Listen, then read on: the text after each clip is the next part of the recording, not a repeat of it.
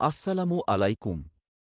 Noakhali TV ৯৫০-এর বিশেষ সংবাদে আপনাদের স্বাগত জানাচ্ছি। আমি মো শামছু উদ্দিন।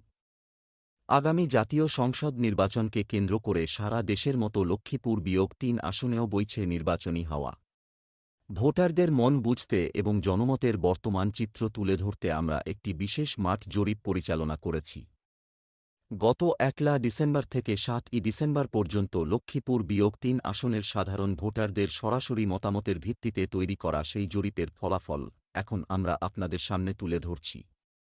জরিপের ফলাফল বিশ্লেষণে দেখা যাচ্ছে, লক্ষ্মীপুর বিয়োগ ৩ আসনে জনপ্রিয়তায় বড় ব্যবধানে এগিয়ে রয়েছেন অ্যানি। সংগৃহীত তথ্যের ভিত্তিতে ভোটারদের ব্যাপক সমর্থনে তিনি পেয়েছেন ৫১.৭০% ভোট। অন্যদিকে তাঁর নিকটতম প্রতিদ্বন্দ্বী হিসেবে জনপ্রিয়তায় দ্বিতীয় অবস্থানে রয়েছেন রেজাউল।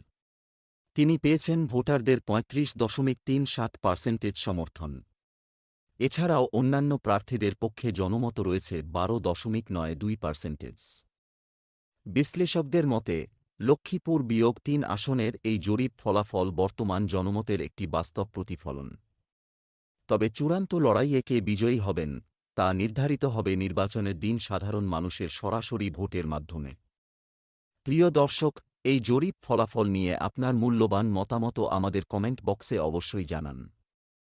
লক্ষ্মীপুর বিয়োগ ৩ আসনের সব খবরের সর্বশেষ আপডেট সবার আগে পেতে আমাদের নোয়াখালী টিভি ৯৫০ ইউটিউব চ্যানেলটি সাবস্ক্রাইব করুন এবং ভিডিওটি ফেসবুক থেকে দেখে থাকলে বেশি বেশি শেয়ার করে দিন।